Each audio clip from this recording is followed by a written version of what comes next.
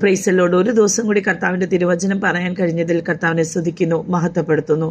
ഇന്നോളം തന്ന എല്ലാ കൃപകൾക്കും ഈശോയുടെ നന്ദി പറയുന്നു. ഇന്നത്തെ ദിവസം അനുഗ്രഹമായി തീരുവാൻ അവിടുന്ന് നമ്മെ സഹായിക്കട്ടെ. നമ്മുടെ എല്ലാ നിയോഗങ്ങളും പ്രതിസന്ധികളും എല്ലാം കർത്താവിൻ്റെ തിരുസന്നിധിയെ സമർപ്പിച്ചുകൊണ്ട് പ്രാർത്ഥിക്കുന്നു. ഇന്നത്തെ തിരുവചനം അപ്പോസ്തല പ്രവൃത്തികൾ 12-ാം അധ്യായം 5 മുതൽ 11 വരെയുള്ള തിരുവചനം.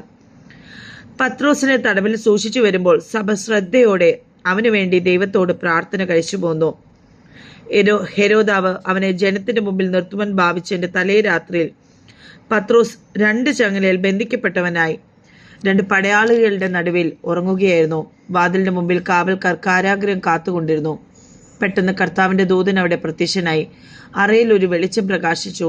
അവൻ പത്രോസിനെ വിലാപുറത്ത് തട്ടി വേഗം എഴുന്നേൽക്ക എന്ന് പറഞ്ഞ് അവനെ ഉണർത്തി. ഉടനെ അവന്റെ ചങ്ങല കൈമേൽ നിന്ന് വീണുപോയി.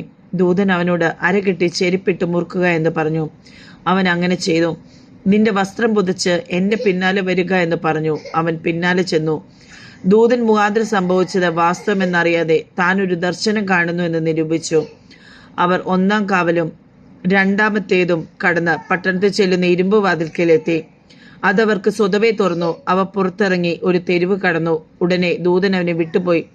പത്രോസിന് സുബോധം വന്നിട്ട് കർത്താവ് തന്റെ ദൂതനെ അയച്ചു, ഹെരോദാവിന്റെ കയ്യിൽ നിന്ന്, യഹൂദ ജനത്തിന്റെ സകല പ്രതീക്ഷയിൽ നിന്ന് എന്നെ വിടുവിച്ചു എന്ന് ഞാൻ ഇപ്പോൾ വാസ്തവമായി അറിയുന്നു എന്ന് അവൻ പറയുന്നു. ആമേൻ.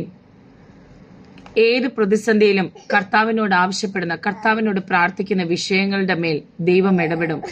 നല്ലൊരു ദിവസം ആശംസിക്കുന്നു. എല്ലാ മഹത്വം ഈശോയ്ക്ക് നന്ദി.